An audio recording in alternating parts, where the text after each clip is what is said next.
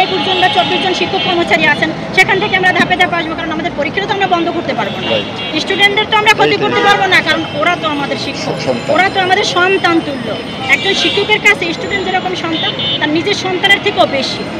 আমরা এখন এখানে আছি, আমাদের প্ল্যানটা কিন্তু ওদের কাছেই রয়ে গেছে, ওরা কীভাবে পরীক্ষা দিবে, ওরা কীভাবে কী করবে, তাহলে আমরা এখানে আসি, আমাদের প্ল্যানটা কিন্তু ওখানে। আমরা চাই মাননীয় শিক্ষা উপদেষ্টা যেন আমাদের সে প্রাণের জোয়ার দিয়ে যায় এবং এমপিও ঘোষণা করে, তাহলে আমরা শিক্ষকের মুখেও হাসি ফুটবে, পাশাপাশি আমাদের শিক্ষার্থীদের মুখেও হাসি ফুটবে যে না, আমরা দেখা গেছে বিভিন্ন জায়গায় যখন আমরা উঠে যাই বা কি পরীক্ষার হলে ডিউটি করি, তখনই কিন্তু আমরা এই সেম বৈষম্যের শিকার হই যে এর রেজিগনেশন কী আছে, মাননীয় শিক্ষক এর তো রেজিগনেশন এছিয়ার নয়, আমরা কী ধরবো, কিন্তু আমরা তো নিয়োগপ্রাপ্ত, আমরা তো বৈধ নিয়োগপ্রাপ্ত, কেউ হচ্ছে এনটিএসসির মাধ্যমে নিয়োগপ্রাপ্ত, কেউ কমিটির মাধ্যমে নিয়োগপ্রাপ্ত, আমরা তো শিক্ষক, আমরা তো বৈধভাবে আসছি এখানে, তাহলে আমাদের বেতন বৈষম্য কেন?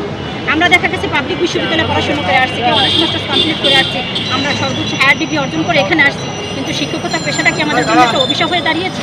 যদি আমাদের এই নন এমপিওগুলানিকে মুছে না যায়, আগামী প্রজন্ম কখনোই শিক্ষকতা পেশাটাকে মেনে নেবে না, কারণ তারা মনে করবে শিক্ষক মানেই তারা রাস্তায় থাকে, তাদের দাবি আদায়ের জন্য রাস্তায় যেতে হয়। কিসের জন্য আমরা শিক্ষক হব? আমাদের দাবি আদায় করতে রাস্তায় নামবো?